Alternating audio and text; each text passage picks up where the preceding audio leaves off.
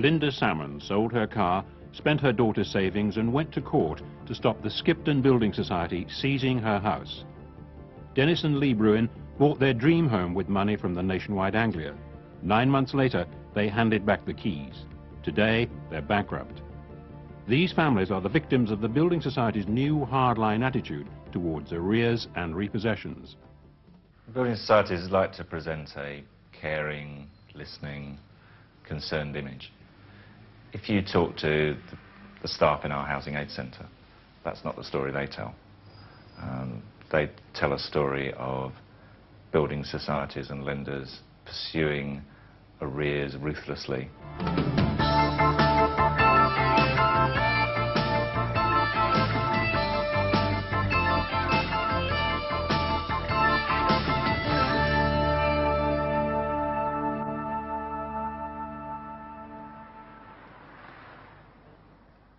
Bev and Sue Irvin visit the house they lost in March. The door's open. Should we go and have a quick look, see if there's anything left? Yeah. Hey? When Bev was made redundant, the Irvins asked to reduce their monthly payments. The lenders would not agree. Instead, they repossessed the house. Yeah, all overgrown, all these weeds. You'd think somebody come around and cut it, wouldn't you? Look. And the glass is broken, the window. Yeah. 8 months later, the Irvins' home still lies empty. Bev, Sue and their 3 young children have been rehoused by the council, while their old home deteriorates with no buyer in sight. I feel really sad. I think we could still be living there. You know, it's going to ruin anyway. All the work we've done on it, Yeah, gone it's gone for nothing. What do you feel about repossession in general? I think it's silly. Because the council, if you have your house repossessed, the council, somebody's got to put your house somewhere. So why don't people work things out a bit better? Where lenders are getting a repayment, a reasonable repayment, it needn't be the full repayment, and where they can see light at the end of the tunnel, where they can see the possibility of the house being sold at a reasonable time in the future, or where they can see the borrower's prospects improving, they will let arrears run. They only take possession when it's a last resort, when it's clear that not only is the borrower not meeting the repayments, but the borrower won't be able to in the future either. House sales boomed in the 1980s, with government policy encouraging people to become homeowners. Prices rocketed, fueled by low interest rates and enthusiastic lending by the building societies. By 1990, the bubble had burst. Borrowers caught in the recession found it impossible to service their debts, and nearly 750,000 homeowners are now in arrears. At present, I see no immediate signs of recovery. Repossessions are likely to be hit 85,000 this year. That's almost double last year. And further, we predict repossessions to be more next year, 115,000. That's more than the size of Exeter.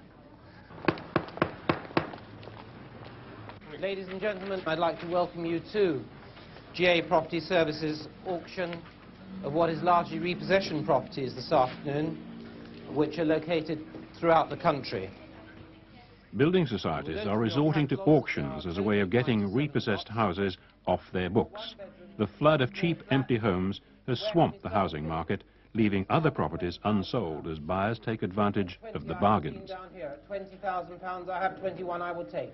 The Council for Mortgage Lenders claim the rate of repossessions is slowing down. Nonetheless, the number of families losing their homes has reached record levels. 24.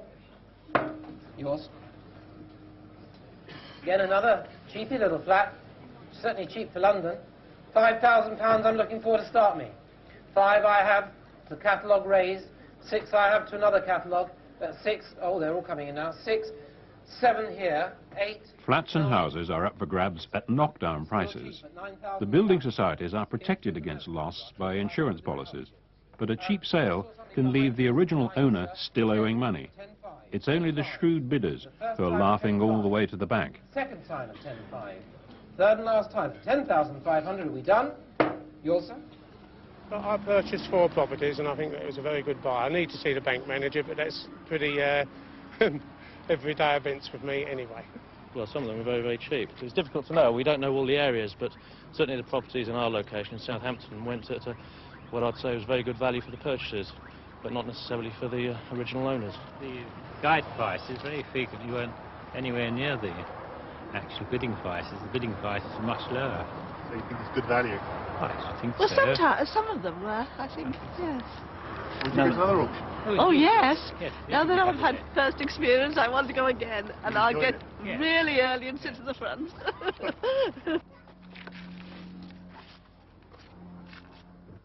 Dermot McMullen believes his family lost out when the Building Society sold their repossessed home.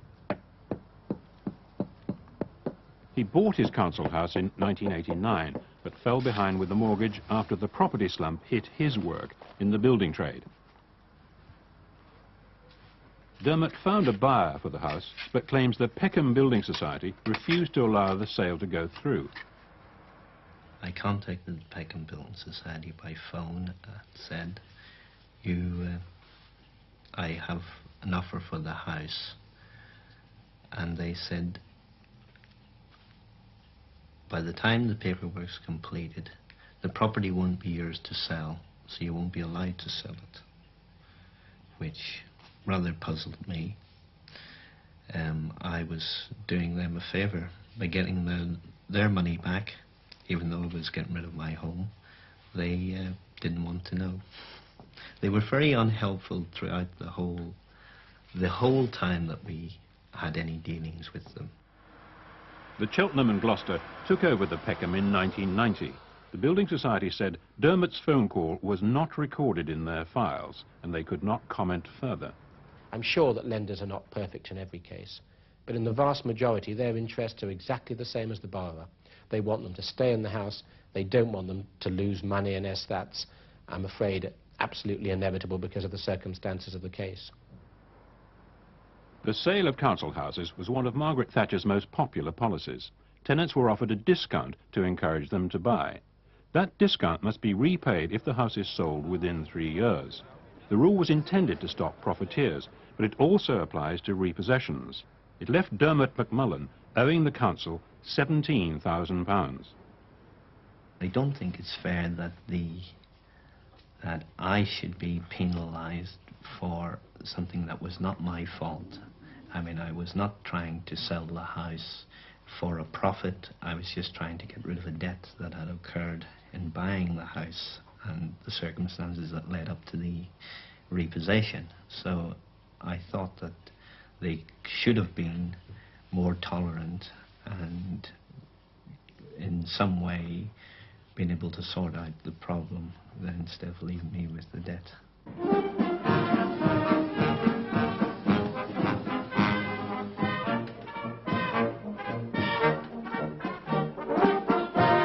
Christmas will bring little in the way of glad tidings for the thousands of families now facing mortgage arrears and repossession.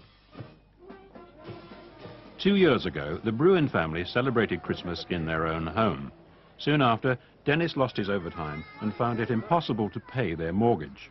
Their building society agreed that they should simply hand in the keys and become voluntarily repossessed. The Bruins were not told they were still liable for the continuing arrears. We felt that we couldn't cope keeping up the payments any longer. We tried desperately, but it wasn't going to work. And we felt that at the time, that would be the end of it. We hand in the keys and go, and just start again, you know. Did anyone warn you of the consequences? No one. No one mentioned anything at all. We felt that if we handed in the keys, it's just over and done with. Handing in the keys was the worst thing the Bruins could have done. The council no longer had a duty to house them. Instead, they moved into a rented house in Farnborough. Months later, they received a demand for the outstanding arrears. Although Dennis had a new job, they were struggling to make ends meet and couldn't pay the thousands of pounds demanded.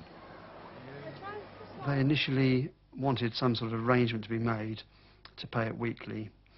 And we worked it out that even at, say, £10 a week, it would be for the rest of my life, which is a tremendous millstone, you know. So we thought we've got to take desperate measures. So we actually then took advice from the CAB. And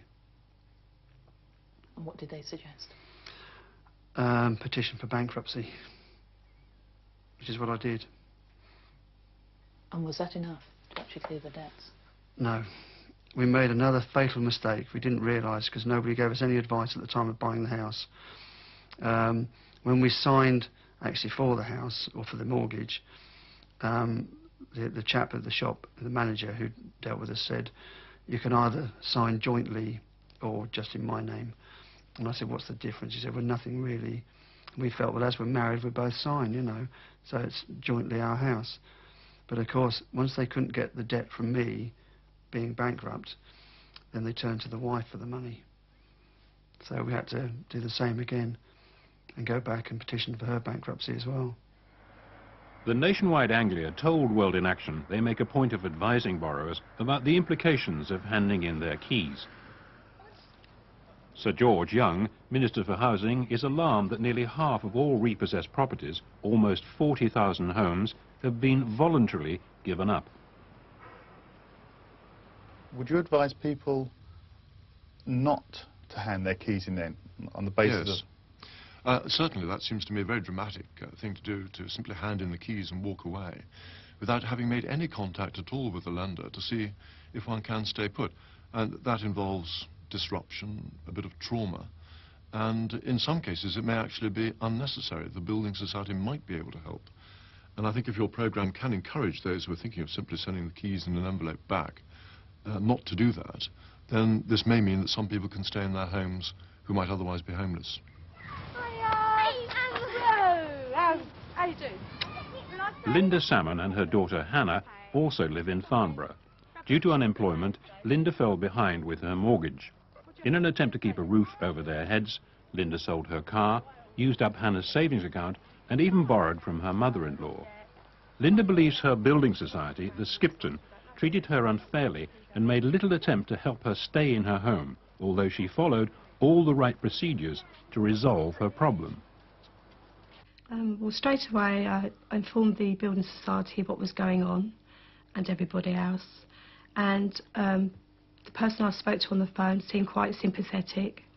But at the same time, they started sending me letters straight away, sort of threatening, if you like, if you don't pay by such and such a date, they will remove the low start mortgage. They also said they'd impose a 2% fine on top if after 2 months the payments weren't made regular. What did you think about that? Well, it was ridiculous. I mean, I couldn't pay the full amount in the first place. What was the point of putting more financial burden on me? The Skipton sent solicitors' letters to Linda threatening to repossess her home. With the help of the Citizens Advice Bureau, Linda arranged for the Department of Social Services to pay the interest on her mortgage. But despite a DSS letter assuring payment, the Skipton pushed ahead with repossession proceedings. Although my payments are now being made regular by the DSS, I've now received letters from Skipton asking for the court costs for their solicitor and for the court costs themselves. And I can't pay this, obviously, so... What's going to happen? Well, when I go back to court again, this means that they can again ask for a repossession order on my house. So you may have to start all this all over again? Yes, I know. How do you feel about the Skipton Building Society? I think they've treated me very badly, and I don't think they've been at all sympathetic. And I think they use bullying tactics. The Skipton Building Society stated they are never happy to commence proceedings against borrowers, but they were satisfied that, in Linda's case, their actions were fair and followed the Society's normal procedures. Just how typical is Linda's case? I wouldn't say that Linda's case is typical in that it's quite unusual for a building society to continue with court proceedings after direct payments have been arranged with the DSS. But it is fairly typical of the smaller lenders who do tend to move in very quickly and quite aggressively. Advice Bureau all over the country have been inundated by requests for help from people like Linda, who are unhappy with their building society's new hardline approach. Oh dear, I mean, considering they shouldn't have taken But the it government in first believes place, the mainstream building societies continue to act responsibly. Most building societies will give advice if you contact them. They will explain what the options are. You could convert an endowment mortgage into a repayment mortgage. In some cases, they will capitalise the interest. They can encourage people in certain circumstances to take in lodgers. There's a range of advice that most responsible lenders will give people. We find that once a case has gone to head office, it's virtually impossible to stop the repossession taking place, even though there may be practical ways in which it can be prevented. So my view is that the building societies could do a lot more, and the experience we have is that they're very complacent. I think there are some who probably aren't members of the CML, some fringe people who came into the market, particularly those lending on second mortgages, who don't subscribe to the code and are probably not as human and sensible as I would like. Here in the city, some experts think the poor state of the housing market is delaying economic recovery. They believe the problem can't be resolved without some form of government intervention. I think that this repossession situation, and I say it's going to get worse next year, will become increasingly political. This is real suffering in the economy leading up to our general election. And I think building societies, insurance companies, housing associations, not to mention consumer and house owner lobby groups, will be putting a lot of pressure on the government to introduce some form of rescue scheme. Yeah, well, this is a typical rented mortgage rescue scheme. All political parties have rushed to develop alternative ways of handling the repossession crisis. Labour's Clive Soley is looking at various mortgage rescue schemes. Hello. Hello, Mrs. Bocking. Clive Solomon. Hello, please know. Hi. Yeah, fine picture. Nice to see you. Sharon Bocking was able to save her home from repossession by selling it to the London and Quadrant Housing Association in Bromley. Well, there's going to be a replacement of the front one. Instead of facing a heavy mortgage, she now pays rent to the L&Q, who are carrying out repairs to the house. Would you like to come in? It's cold out here. Come certainly. see around. This was the only option, other than homelessness. This way the children have got their schools, their friends. We can stay in the area. I've got my friends and we're well supported. Other than that, it would have been bed and breakfast, hopefully a council flat eventually, but not great hopes. And what do you think about the mortgage rescue scheme? It's been a wonderful blessing for us. It means we can come back to our home and hopefully we'll be back for Christmas. The Labour Party recently examined the cost of a national mortgage rescue plan based on pilot projects like the Bromley scheme. I see. We were talking about the subsidy system and how you make it work. They estimated that to launch it nationally would cost at least £100 million. We need a mortgage rescue scheme which has three angles to it. Firstly, if you're in debt, but it's not a hopeless situation, you need to go into part ownership, part renting, and that means your bills are reduced, but in later stages, when you're better off, you can go back to full ownership. The second one is for more disastrous cases, really like Sharon Bocking's, where everything's falling apart, you can't possibly pay the mortgage, and in those situations, a council or housing association needs to buy the property so that you're returned to being a normal tenant, paying rent in a normal way. Then the third one is really buying time, but it's very important, where we allow lenders to repossess, but not to evict.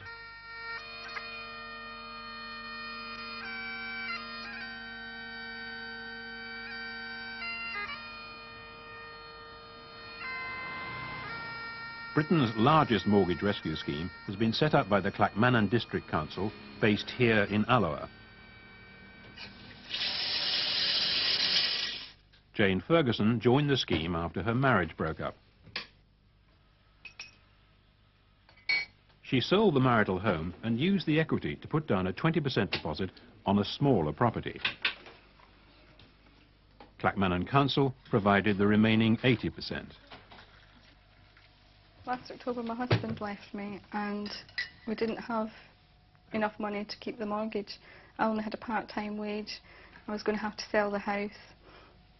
So I went to the council to see what housing they could give me, and they told me about the scheme, that if there was going to be equity from the house, that I'd be able to use it perhaps and participate in the shared ownership scheme. How helpful has the scheme been to you and your family? Very helpful. I wouldn't have been a homeowner again. The children have got a house equivalent to what they had. We had a 3-bedroom property. Plus it's something that I can afford on my own. Being a single parent, that's difficult too. So it's met all our needs. Why won't you back a centrally funded mortgage lending scheme? Well, in a sense, the best mortgage rescue scheme is bringing down interest rates. And interest rates have fallen, what, 4.5% in the past 12 months, reducing the average mortgage by some £70 a month. And I think that is the best mortgage rescue scheme for everyone. What I think we have been encouraging is a more finely focused scheme. Local authorities and housing associations can rescue, to use your word, people who might otherwise be repossessed. They can turn them from mortgagers into renters. They can do shared ownership. So there is the power at the moment to have a finely focused mortgage rescue scheme. But a general blanket for all people who are facing difficulties with their mortgage would be very expensive indeed, and I think might send out the wrong signals to people who are trying to pay their mortgage and where the incentive might be reduced. 13 families have already taken advantage of Clackmannan's rescue scheme. It's run by Philip Jones, Director of Housing, who plans to extend it further to include more families. He believes it makes sound economic sense. Is mortgage rescue a good investment for the council? I think so, most definitely. The 9 houses that we provided so far have cost us about £165,000. That actually means 9 extra tenancies for people on the waiting list. And the only other way we could have provided those would be by building 9 houses, and that would have cost us about £400,000. But apart from that, there is the opportunity for the council to get its money back. One of these cases has already gone right through. We've sold the house, they've moved to another area, and the council has actually made a certain amount of money which has been able to plough back into the scheme. Government anxiety over repossessions increased earlier this month. A survey in Roof magazine revealed that 70% of the constituencies in areas worst affected by repossessions were held by Conservative MPs. Many of them are on slender majorities. The government has just unveiled a new scheme which would enable repossessed homes currently for sale to be let to homeless families on a short-term basis. It's part of a wider effort to bring empty property back into regular use.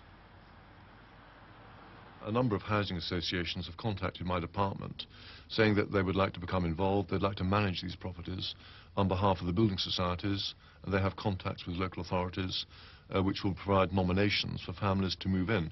And that's in fact part of a broader scheme which I've been promoting, aimed at the 600,000 properties which are empty and in the private sector, which I'm anxious to get back into use. So there's no difficulty about making that work.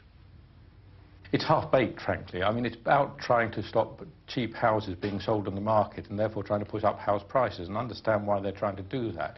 But the idea of me repossessing you and making you homeless and then handing that house over to a housing association who then says, right, we want a homeless family to go in here, and it could even be you, unlikely, but possibly, going back into that property. Well, my response is, why not let people stay there first, in the first instance, by having a mortgage rescue scheme? Why make them homeless first and then put them back into this empty property? It's crazy. The political wrangling has solved nothing for Bev and Sue Irvin. They can't return to the house they still regard as home. All they can do is watch as it falls into decay. They feel bitter and frustrated. We've had a bad experience over it, and it's really marked us for life, definitely. People say, oh, you know, you had a bad experience. It doesn't happen, but I wouldn't want anybody to go through what we've gone through. There's speculation that a rise in interest rates may be on the way. Without more help from the government and the building societies, the number of repossessions will continue to grow. Thousands of families like the Irvins will be shut out of home ownership forever.